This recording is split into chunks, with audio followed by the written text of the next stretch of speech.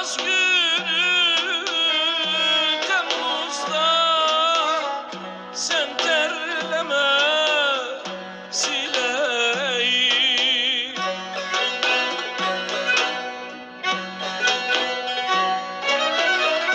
Gün gördüm, günler gördüm, seni gördüm, şad oldum.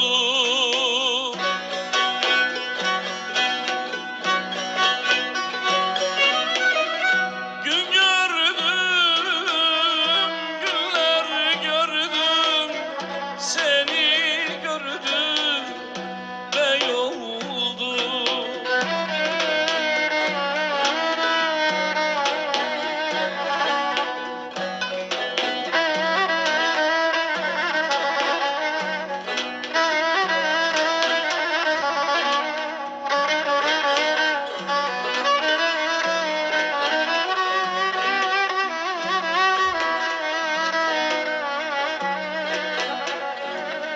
Yara yer gözlerin var,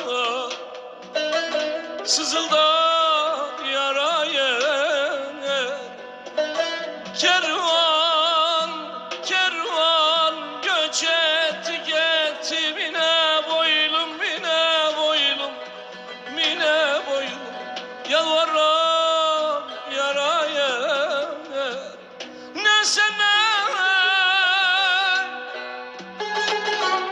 ne senden gam tükendi, gam tükendi gözlerim, gözler.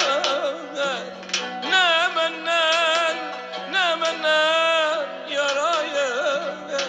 Ey yar, ey yar, ey yar, ey yar, ey yar, hiç bilme arayı.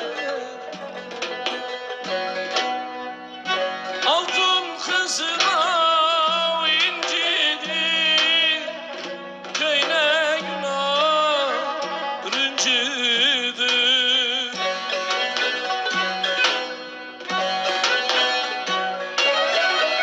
Benim lal olmuş dilim, ne dedi ya incidi.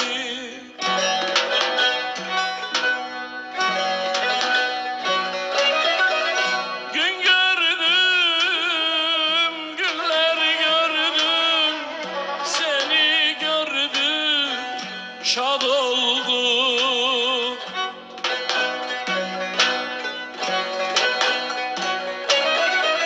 Gün gördüm, günler gördüm, sizi gördüm, şad oldum.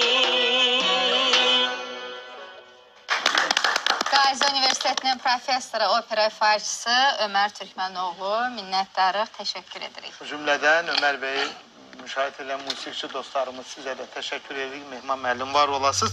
Bəli.